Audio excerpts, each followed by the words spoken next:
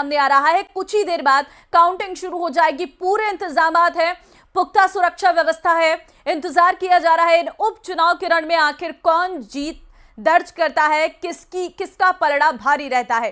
कल वोट डालने के लिए, अपने गांव की सरकार चुनने के लिए सभी ग्रामीण जो है मतदान केंद्र पर पहुंचे थे।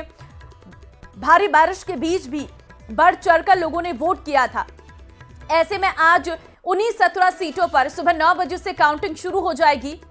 नगरीय निकाय पंचायत उपचुनाव के नतीजे आज घोषित किए जाएंगे।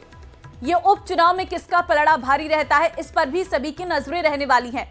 ऐसे में बीजेपी और कांग्रेस में सीधी टक्कर इसमें बताई जा रही है। साथ ही अन्य क्षेत्रीय पार्टियां भी जो है वो अपना दमखम दिखाती हुई नजर आ रही हैं।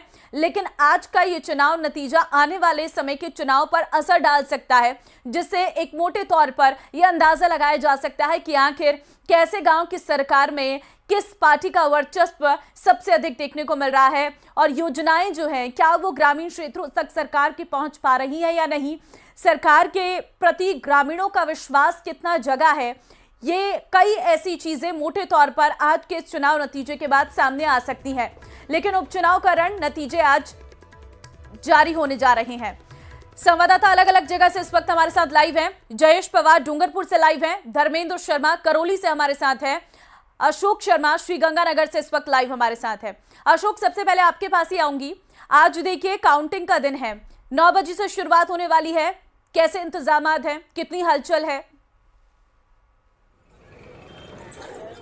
बिल्कुल, देखिए ममता, ठीक 9 बजे काउंटिंग शुरू हो जाएगी और काउंटिंग शुरू होने के साथ ही माना जा रहा है कि 2 घंटे के दौरान ही जो चुनाव का परिणाम है वो सामने आ जाएगा।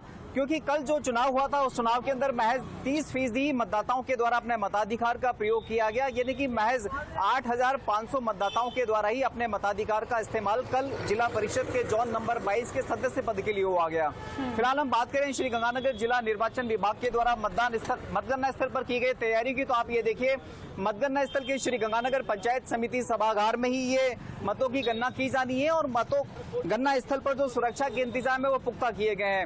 अनाधिकृत किसी भी व्यक्ति को मतगणना स्थल पर प्रवेश नहीं दिया जा रहा है, चूंकि 9 बजने में अभी तकरीबन 1 से 1.5 मिनट का वक्त बाकी है। तो ऐसे में जो दोनों ही प्रत्याशियों के जो कार्यकर्ता है और जो एजेंट है उनका पहुंचने का सिलसिला भी लगातार शुरू हो गया है। उम्मीद ये जताई जा रही है कि श्रीगंगानगर में 9 बजे शुरू हुआ ये चुनाव परिणाम बमुश्किल 11:30-12 बजे तक हम लोगों के सामने होगा। लेकिन ममता, सबसे खास बात यह है कि कल जो चुनाव हुआ उस चुनाव में मतदाताओं की जो उत्साह था वो काफी कम देखने को मिला। महज 30% ही मतदाताओं के द्वारा अपने मताधिकार का इस्तेमाल किया गया। साथ ही साथ यदि बात करें श्रीगंगानगर जिला परिषद के बोर्ड की, तो फिर यहाँ पर 31 सदस्यों में से 25 सदस्य कांग्रेस के खाते में है, तो बीजेपी के खाते में महज 3 ही सदस्य आते हैं। तो ऐसे में आज इस होने वाले चुनाव परिणाम का बहुत ज्यादा असर श्रीगंगानगर जिला परिषद के बोर्ड पर नहीं पड़ेगा। लेकिन इतना जरूर है कि आज जैसे ही चुनाव परिणाम सामने आता है उसके बाद में जिला प्रमुख श्रीगंगानगर के चुनाव की जो रूपरेखा है उसकी जो राह है वो जरूर खुलती हुई दिखाई देगी। मोटे तौर पर कुछ ना कुछ अंदाजा में इस चुनाव से लगा पाएंगे। अशोक, लौटूंगी आपके पास। धर्मेंद्र शर्मा करौली से इस वक्त संवाददाता हमारे साथ हैं। धर्मेंद्र, करौली में कैसा मुकाबला है और कितना प्रतिशत यहाँ पर वोट परसेंटेज क्या यहाँ पर रहा था और आज हलचल कैसी है?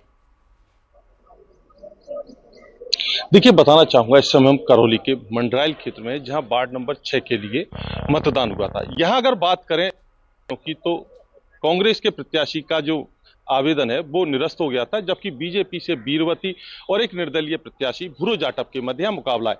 इसी प्रकार अगर मासलपुर की बात करें तो मासलपुर में कांग्रेस से सीमाबाई और भाजपा से रामपति गुर्जर और एक निर्दलीय प्रत्याशी सुनील के बीच मुकाबला है। बात करें वोट प्रतिशत की, तो जहां मंडरायल में 45% मतदान हुआ था, वहीं मासलपुर में 51% मतदान हुआ था। इस समय हम मंडरायल के काउंटिंग सेंटर पर खड़े हैं। यहां कुछ ही देर में बस काउंटिंग शुरू होने की तैयारी है। देख सकते हैं पीछे तस्वीरों में किस तरह से यहाँ पुलिस जाब्ता तैनात किया गया और कड़ी सुरक्षा के इंतजाम किए गए। साथ ही अगर बात करें इन चुनावों की, तो चूंकि करौली के जो मंडरायल क्षेत्र है, यहाँ वार्ड नंबर 6 में जो पंचायत समिति सदस्य उसका जो आज परिणाम जारी होगा, उससे हालांकि यहाँ प्रधान पद पर कोई परिवर्तन नहीं आएगा। लेकिन मासलपुर में कल प्रधान पद के लिए चुनाव होगा, क्योंकि वहां पे पहले जो पूर्व प्रधान थी उनका निधन हो गया था, उसकी वजह से ही वहां उपचुनाव हो रहा है। साथ ही बात करें स्थानीय जो मतदाता है, उनसे जब हमने बात की तो उनका कहना है कि निश्चित तौर से जो सरकार की योजनाएं हैं वो बड़ा मुद्दा है ही, साथ ही स्थानीय जो मुद्दे हैं वो भी इन चुनावों को प्रभावित करते हैं। साथ ही एक चीज और बताना चाहूंगा कि कुछ समय बाद ही करौली में नगरीय निकाय और पंचायतों के भी चुनाव होने हैं, तो जो बड़ा इंपैक्ट है इन चुनावों से ज्यादा नहीं मिलेगा। बिल्कुल, उस पर ठीक है, लौटेंगे आपके पास। जयेश के पास सीधे चलते हैं। जयेश, डूंगरपुर में क्या वोट परसेंटेज रहा, क्योंकि सुबह के वक्त वहां पर ईवीएम खराबी की भी सूचना आई थी और मौसम भी जो है काफी ज्यादा सुबह के वक्त खराब देखने को मिला था। देखिए, डूंगरपुर जिले की जो जिला परिषद सीट है वार्ड 9 और सीमलवाड़ा पंचायत समिति की जो वार्ड 16 सीट है उसके लिए कल मतदान हुआ था। मतदान वाले इलाकों में कल भारी बारिश थी सुबह में, जिसके चलते सुबह 10 बजे तक महज हर बूथ पर करीब 15 से 20 वोट ही गिरे थे। लेकिन जैसे जैसे दिन चढ़ा और बारिश बंद हुई उसके बाद मतदाता मतदान केंद्रों पर पहुंचे थे और कुल मिलाकर 43% मतदान कल दोनों सीटों पर हुआ था। जिसके बाद में जो है मतपेटियां जो जिला परिषद वार्ड की है उसकी डूंगरपुर जिला मुख्यालय लाई गई थी एसबीपी कॉलेज में, और जो पंचायत समिति सीट सिमलवाड़ा की जो वार्ड 16 की जो थी मतपेटियां उनको ईवीएम थी उनको सीमलवाड़ा पंचायत समिति में रखवाया गया था। इस वक्त हम डूंगरपुर जिले के एसबीपी कॉलेज में है, जहां पर जिला परिषद वार्ड 9 की जो है मतगणना शुरू होने ही वाली है। ईवीएम जो है वो मतगणना कक्ष में पहुंच चुकी हैं। टोटल 6 राउंड में मतगणना पूरी होनी है। 8 टेबल लगाई गई है। करीब 18,000 मतदाता जो थे, जिसमें का 43% यानी करीब 8,000 वोट आज यहाँ पर गिने जाने हैं। मुकाबले की बात करें तो ये जो जिला परिषद वार्ड 9 की जो सीट है इससे पहले बीएपी के खाते में थी, भारत आदिवासी पार्टी के खाते में। वहीं जो पंचायत समिति सीमलवाड़ा की जो सदस्य की सीट थी वो भी भारत आदिवासी पार्टी के खाते में थी। यहाँ पर जो दोनों सीटों पर भाजपा, कांग्रेस और बीएपी तीनों का त्रिकोणीय मुकाबला देखने को मिल रहा है। मतगणना शुरू हो चुकी है।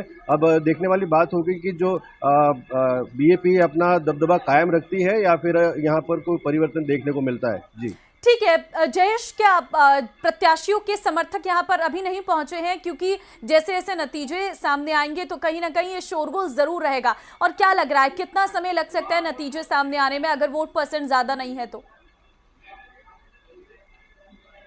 देखिए, अभी जो प्रत्याशी हैं मौके पर यहाँ पर जो मतगणना स्थल के अंदर तो बिल्कुल ही नहीं है। जो पोलिंग एजेंट है उनको अंदर प्रवेश दिया गया है। बाहर भी हमने देखा था कि न के बराबर कार्यकर्ता हैं, लेकिन चूंकि मतगणना 9 बजे शुरू होनी है और 6 राउंड के हिसाब से 1 घंटा ये माना जा रहा है कि काउंटिंग में 1 घंटा लग सकता है। जैसे जैसे काउंटिंग शुरू होगी और राउंड बढ़ते जाएंगे वैसे वैसे कार्यकर्ता भी पहुंचेंगे, और जो जीतने वाली पार्टी के कार्यकर्ता है उनको उत्साह देखने को मिलेगा बाद में। ठीक है अशोक, देखिए भले ही इसे हम एक छोटे चुनाव के रूप में देखते हैं, लेकिन जिम्मेदारियां इसमें बढ़ जाती हैं, क्योंकि ग्रामीण क्षेत्रों में मूलभूत सुविधाएं जो ग्रामीणों को मिलती हैं वो अपनी सरकार चुनने के लिए पहुंचते हैं। ऐसे में गांव के लोगों में सरकार के प्रति या विपक्ष के प्रति किस तरीके की सोच है, क्या वो रखते हैं, क्या उन्हें सुविधाएं मिल रही हैं, उसका असर वो वोट के जरिए नजर आता है। आप ठीक कह रही हैं, बेशक छोटा चुनाव है लेकिन उसके बावजूद भी आप देखिए भाजपा और कांग्रेस दोनों ही पार्टियों के लिए ये चुनाव ग्रामीण चुनावों के लिहाज से एक साख का सवाल बना हुआ है। हालांकि जिला परिषद श्री गंगानगर के बोर्ड पर इस चुनाव के परिणाम से बहुत ज्यादा असर नहीं होने वाला है, लेकिन बावजूद उसके चूंकि हाईकोर्ट ने श्री गंगानगर जिला प्रमुख के चुनावों पर रोक इसी वजह से लगा रही थी कि क्योंकि श्री गंगानगर का जोन 22 का सदस्य पद रिक्त पड़ा हुआ था। ऐसे में जैसे ही चुनाव परिणाम घोषित होते हैं और 22 जोन नंबर का सदस्य पद भर जाता है, उसके बाद में श्री गंगानगर जिला प्रमुख के चुनाव की राह भी खुल जाएगी। साथ ही साथ में चूंकि छोटा चुनाव बेशक है, लेकिन जैसा आपने कहा कि पिछले 1.5 साल से राजस्थान सरकार की क्या परफॉर्मेंस रही, ग्रामीण मतदाताओं के मन में राजस्थान सरकार द्वारा चलाई जा रही योजनाओं का क्या फीडबैक है, वो कहीं न कहीं इन चुनाव के परिणामों में देखने को मिलेगा। निश्चित तौर पर श्री गंगानगर सहित प्रदेश भर में जो पंचायती चुनाव और शहरी निकाय के उपचुनाव हो रहे हैं, उससे कहीं न कहीं सरकार के प्रति आम लोगों के मन में, आम मतदाताओं के मन में क्या